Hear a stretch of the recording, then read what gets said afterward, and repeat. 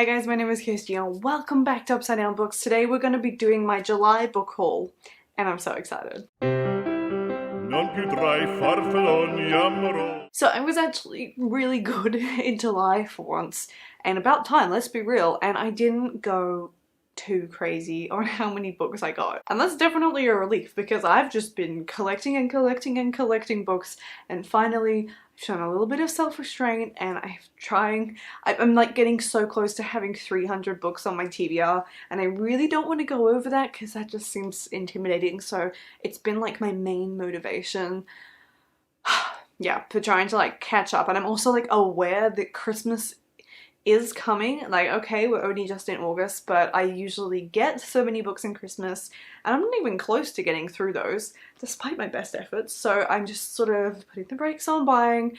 But I say that and I guarantee you August is going to be a massive haul because there's like a secondhand book fair that's massive with like you can get a box of books for $10, so like that's going to go out the window next month. But that's fine, you know, it's fine. Everything's fine, everything's under control. So I have just a few, I think about 5 or 6 books to show you today, and we're going to start with one ebook that I've been approved for, sent, that I requested, which I think I forgot to haul. Or did I actually get it in July? Might have been the end of June, I'm unsure. And if I've already hauled it, then whoops, I forgot, so let's just dive in. So the first book I'm going to show you is that book, and that is The Memory of Souls. I hope that that's what it is, and well, you can see it here anyway. And this is the 3rd book in the A Chorus of Dragons series, saga fantasy series by Jen Lyons, which I have just been loving. So I actually got an advance copy of the first book, and it was such a hefty book to read because it's really chunky. It's really like heavy on the world building. There's like footnotes. It's like a narrated story. Sometimes it's a little bit complicated, and it required like sitting down and actually putting a little bit of effort to it. I then decided to listen to the audiobook for the second book, and that just like didn't suit me at all. I found myself getting like really confused, and I needed like to have the physical book where I could flip back and check things, because it was just, I get so distracted when I'm reading audiobooks because it's usually when I'm doing other things, so I wasn't giving it 110% of my attention. I requested this from Pam Macmillan and they approved me for the e-copy, and I'm hoping that I'm going to enjoy it just as much. The formatting, I've had like a brief little look, looks pretty good. So we'll see how we go. I did actually really want to reread the second book before I started this, but these books are just so big. I know that's not going to happen, so I might have a look and see if there's any recaps just to iron out any kinks in my mind that I got wrong. But I think I've grasped the story pretty well. It's like one of the only books I haven't reviewed this year because I just got a bit confused. I found it hard to get all my thoughts together, so we're just gonna like charge on and hope that book 3 is making sense to me. I'm a little bit nervous. I will admit, but thank you very much to Pam Macmillan for approving me for this because I am just so excited about this story. It's such a good fantasy. So let's move on to the physical books. So the first physical book that I have to show you, I actually got in my August unboxing of the Read and Relax subscription service. So if you haven't watched my unboxing video yet and you don't want to be spoiled for the book, then pause this video and go and have a quick look at that. But otherwise, I'm going to reveal it here and now. And that book is The North Water by Ian McGuire. So this is a historical fiction sort of adventure thriller.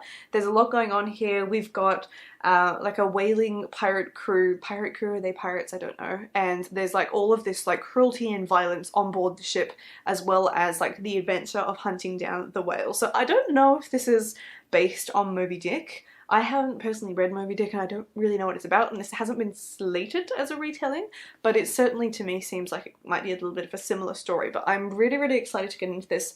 I think it's going to be really gripping, and it has been blurbed by Hilary Mantel, so surely that means that there are great things to be had within these pages. I've then had nearly like all of the rest. I'm waiting on one more book for my like massive diversity haul that I placed I think about 2 months ago. So I've had 3 more of those books come in since they've been published, and yeah, I've just got one more to haul, so that is I believe on its way in the mail. So for August we should hopefully see that. And I am so chuffed, but I will be talking about that when I actually have it. So the first one that I ordered was Raybearer by Jordan Ifueko. I should probably look these things up. I love this cover. Let's just hold this a bit closer because I have seen like the really sort of sci-fi looking cover with like the face, and I think it's yellow, and there's like all this stuff going around, and I had seen this floating around. I didn't know which version I was getting, but I just really love the vibe of this with like the lions.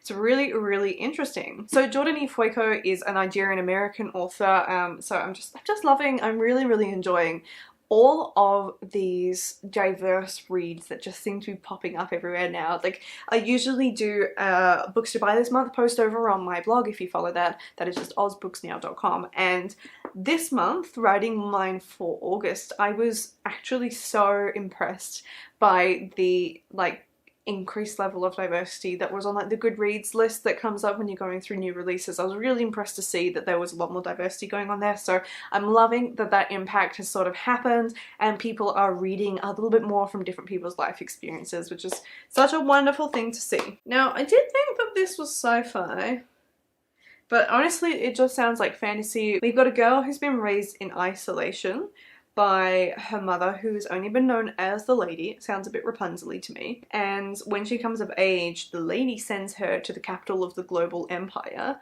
to be chosen as one of like the Crown Prince's Council of 11. And if she's picked, she gets to travel through the Ray, which is a bond deeper than blood. So there's a lot of like theories and ideas going on here that, having not read the book yet, I'm a little bit unsure as to what they mean. And there's magic in here as well. So I think there's a plot to kill the Crown Prince. So I think this sounds really exciting. I have actually heard, well, there's so much hype around this and I've started to hear a few great things about this. It has just started to rain, so if you can hear that, you can enjoy the soothing sound of the rain in the background. But yeah, I'm really excited to read this one. Super happy that it's come. I'm absolutely loving.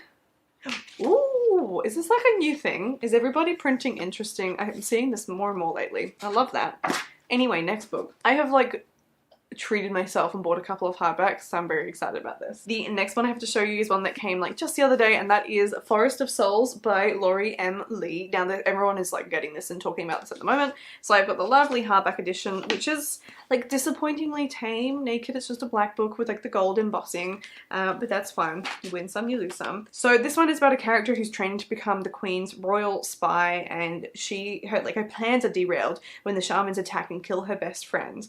But then the main character somehow manages to restore her friend back to life. So we've got all this crazy like magic happening from the get-go. So she is unveiled as the first living soul guide.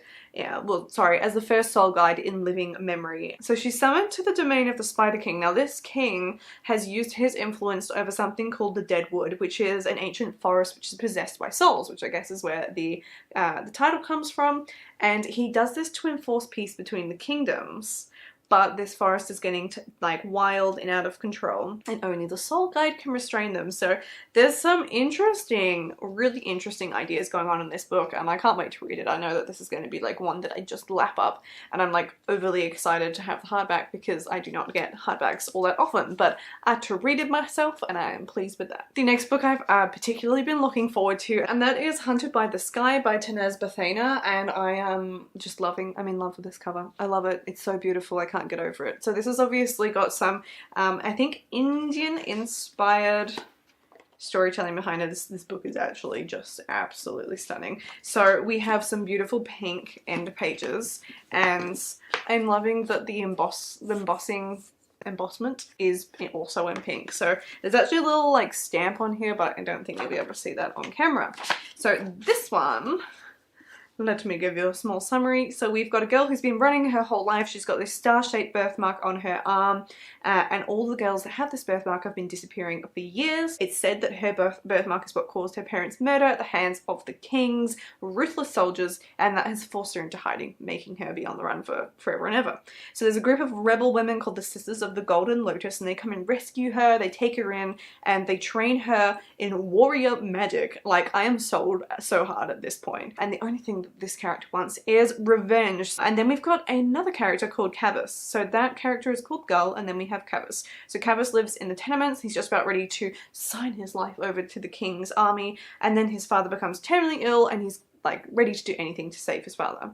and then he meets Skull, and it's like an instant connection. We've got a bit of a romance happening there, and he becomes entangled in like this mission of vengeance. He discovers magic, and we have all of these dangerous circumstances bringing these characters together, and I would say that they're probably gonna have a go at the king and get rid of him. So yeah, it is inspired by medieval India. It's the first in a fantasy duology, and it's slated as exploring identity, class struggles, and high-stakes romance. So doesn't that sound like one of the best books you're ever going to read this year? I can't wait to read this, and I'm definitely seeing this is starting to gain even more popularity over on Instagram, so I hope that you've heard of this one, because I think that this sounds incredible. I love books that have like medieval India or Indian mythology sort of backdrops. One that comes to mind is Empire of Sand, so I have pretty high expectations for this. And the last book that I want to show you today is actually one that I got sent, and I am really looking forward to reading that. And it's The Happiest Man on Earth by Eddie Jaku.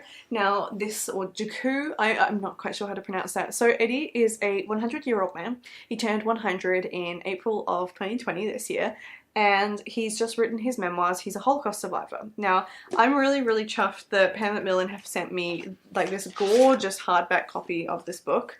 It's just plain black underneath with some like that strange color front pages. And yeah, this is like his story of finding happiness, and it's talking about being happy, and I just love hearing and reading about stories of people that have had such enormous challenges in their life, such as being a Holocaust survivor. So I believe it was Birkenau that Eddie went through, no, Buchenwald. So I'm always blown away by these stories. So when I saw that this was going for review, I just knew I had to have a read of this. So I didn't have this when I pulled my TBR for August, but if I can find time in amongst everything else I'm reading, because it's so small, I really want to try and fit this in and have a read, because I just think that this is beautiful. I think Eddie is doing a live talk at some point this month with the Sydney, I think it's the Sydney National Jewish Museum or the Sydney Jewish Museum, and he's been featured there, so I'm really, really looking forward to reading this, and thank you so much to Pam Macmillan for sending me a copy. So those are all the books that I have acquired in August. I don't have any audiobooks to show you. I did not forget, I actually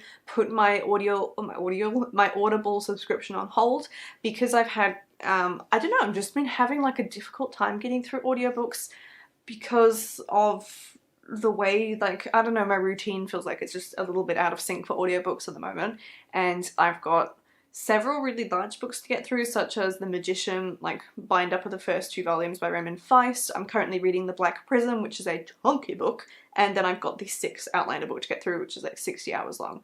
So I have like a 3-month suspension on my Audible subscription, so you won't see any audiobooks for a few months, just because I'm trying to like give myself a little bit of breathing time to try and catch up without getting too swept away. But yeah, so these are all the books that I've acquired in July, not in August, and I seriously cannot wait to read them. I'm really, really looking forward to them. So hopefully I'll be reading the 2 arcs that I got really soon, and my 3 diverse reads will obviously be going into my diversity jar, so keep your eyes peeled for those getting pulled out of the jar. I've been really enjoying doing those, and I'm glad to see that all of you are really enjoying watching them as well, so that's always good fun. So let me know down in the comments below if you're planning on reading any of these, or if you've read them and what you thought. I would love to know. Other than that, I'll see you in my next video. Goodbye.